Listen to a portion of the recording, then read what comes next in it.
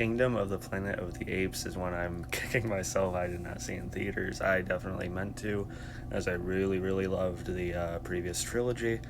But there's confusion with my wife and how much she remembered, and if we had to rewatch them before we went and seen this one, so we never got around to watching this one, which is really fun. But glad I finally did before the end of the year, as it's definitely making a difference on my list before I do at least like a top 10, top 20 ranking of 2024 in a little bit. Got just one more movie I might want to watch before solidifying that. But anyway, as I said, I loved the previous Matt Reeves trilogy of films, Rise, Dawn, War. I thought were all very good. So I was surprised when they were announcing they're going to do new films, kind of still in continuation with that set. It takes place quite a few generations into the future, I believe, after everything's left off with Caesar. And it's really become Planet of the Apes at this point.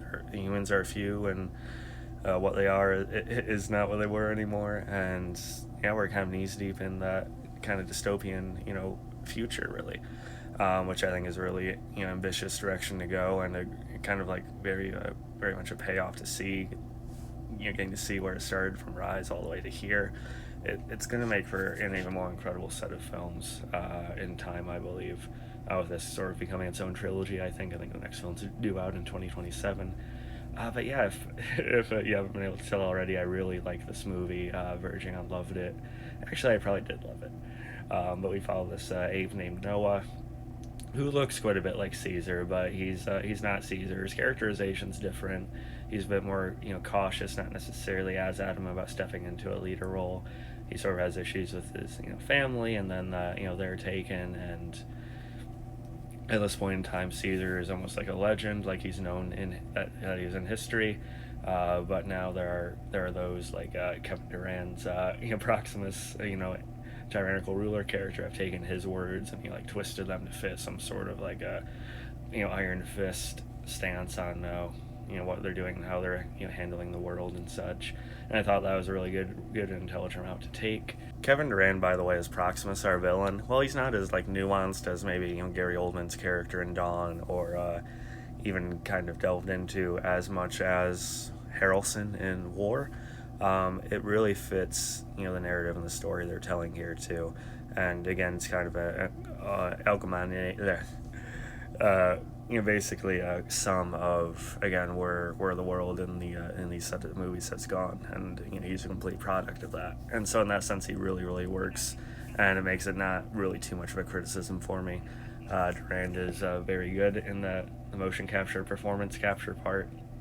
I've always been a fan of his, all the way back in the rundown with The Rock, Walking Tall, and not to mention The Strain, which is one of my favorite shows a few years ago. But yeah, he was good here. 1T Gazno is pretty good here as well as our new protagonist. You have Freya Allen, who's gained a lot of attention from her role in The Witcher lately, as a particular human, who kind of gets caught up in the conflict as Noah's going across it, and I liked her.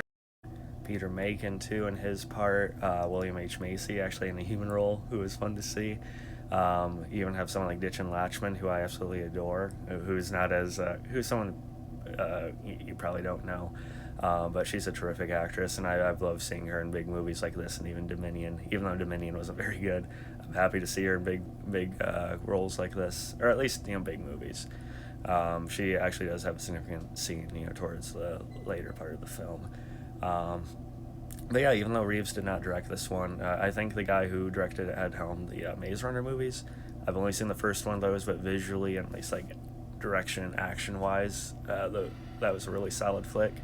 And I can see that here. I think it was a good replacement visually. I think it looks luscious. It has that dystopian look in the ruins, but the vegetation and the forests have grown back and everything, so it creates a really nice aesthetic. And again, the director handles the action well, and the chases and everything are very invigorating. Really, it has a sense of wonder and scope to it that I liked a lot. I don't know how I'd rank it with the other Apes films. I don't know if I'd have the heart to rank it above like Rise or Dawn. Comparing it to War is kind of interesting, but it's definitely a very generally entertaining one that might be a bit more casual and easier to kind of pop in and throw on than maybe a couple of the other ones. So that kind of says a service for it too, you know. Um, Again, visually it's very good. It is almost 2.5 hours. It does feel a tad lengthy, but in saying that, it felt appropriate for the story they were telling here and introducing us to what the world's become. The ending and setup for the next movie I liked a lot. Sort of how things develop between Noah and Freya Allen's character, Nova as they call her.